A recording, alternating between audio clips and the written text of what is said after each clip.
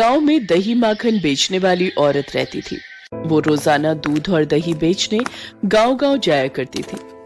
एक दिन उसकी तबीयत ठीक नहीं थी। बेटा दूसरे गांव गया हुआ था।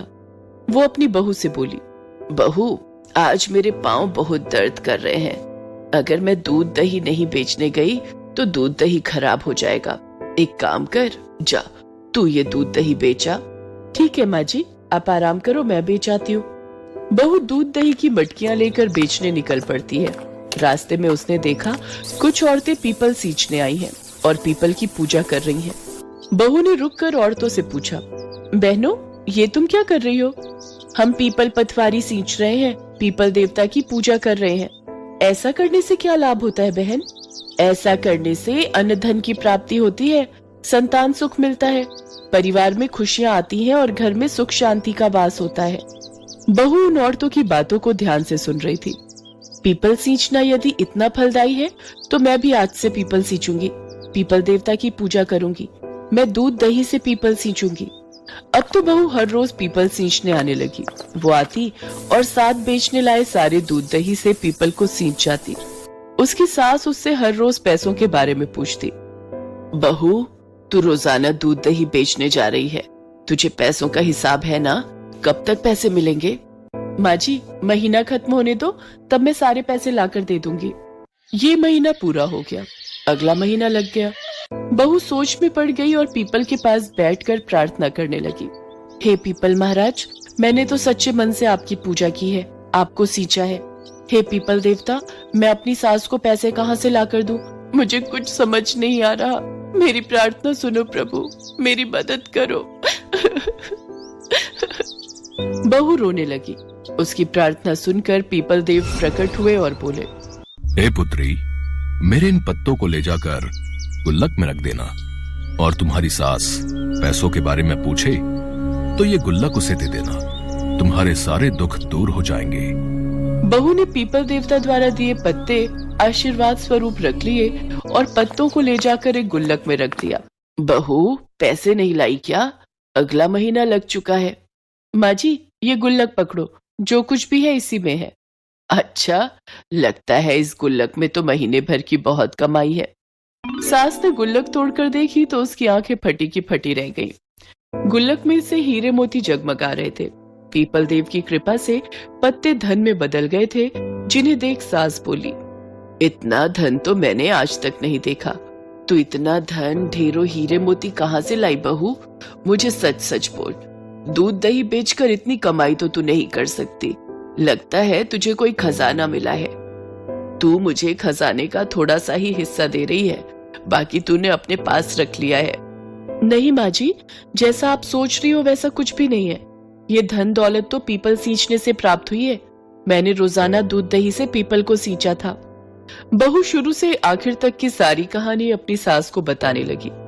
वही पड़ोसन की बहू ने चोरी से बहू की सारी बात सुन ली। वो पड़ोसन की बहू भी गांव में दूध दही बेचती थी, पर उसका दूध दही बहुत कम बिकता था, इसलिए वो उन सास बहू से बहुत जलती थी। बहू की बातों को सुनकर पड़ोसन के मन में लालच आ गया। बहू, ये सब तुम्हारी पूजा का ही फल है। तुम्हारे पीपल सींचने की वजह से तुम्हें उसका लाभ मिला है। अब से मैं भी तुम्हारे साथ पीपल की पूजा करूंगी और रोजाना पीपल सींचने जाऊंगी। दूध दही तो मेरे पास भी है, मैं भी पीपल सींचने जाऊंगी, फिर मुझे भी धन दौलत मिलेगा। हाँ, पर इतना महंगा दूध दही मैं पेड़ पर चढ़ाऊंगी तो मेरा तो बहुत नुकसान हो जाएगा। एक काम करती हूँ, थोड़ा सा दूध दही लेकर बाकी पानी मिलाकर सींच दूंगी। पीपल को कहाँ पता चल रहा है कि मैंने मिलावट की है। माँ जी जब बहुत सारी धन दौलत देखेंगी तो वो मेरी बहुत प्रशंसा करेंगी। लालची बहू अपने घर चली जाती है और दूध दही में पानी मिलाकर पीपल सींचने जाने लगती है। बहू, तू ये दूध दही लेकर कहाँ जा रही है? माँ जी, अभी कुछ मत पूछो, जब मैं लौटूंगी तब आप भी मेरे इस काम से बहुत खुश होंगी। ठीक है, पर अगर दूध दही बेचने जा रही है तो पैसे लेकर आना। वही तो लेने जा रही हूँ। पड़ोसन ने दूध और दही में ढेर सारा पानी मिलाकर पीपल पर चढ़ा दिया। पीपल देवता जानते थे कि पड़ोसन की बहू लालच में आकर ही ऐसा कर रही है। पीपल देवता प्रकट हुए, जल्दी जल्दी मुझे वो पत्ते दे दो, मैं अपने घर ले जाऊंगी।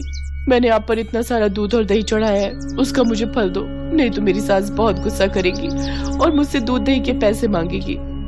ये लो, ये पत्ते। हाँ हाँ, जल्दी दो।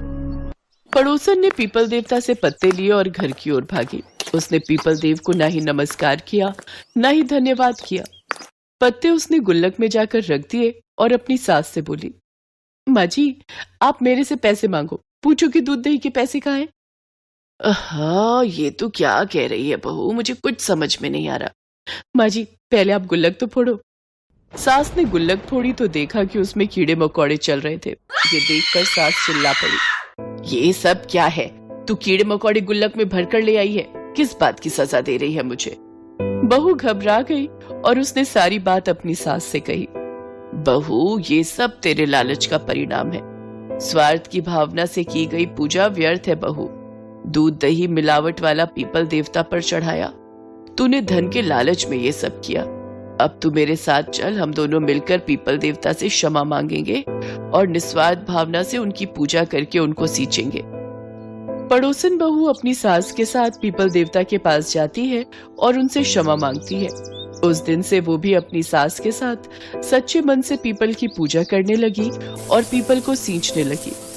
पुराणों के अनुसार पीपल के वृक्ष में त्रिदेवों और नवग्रहों का वास माना गया है, इसलिए पीपल को चमत्कारिक वृक्ष कहते हैं।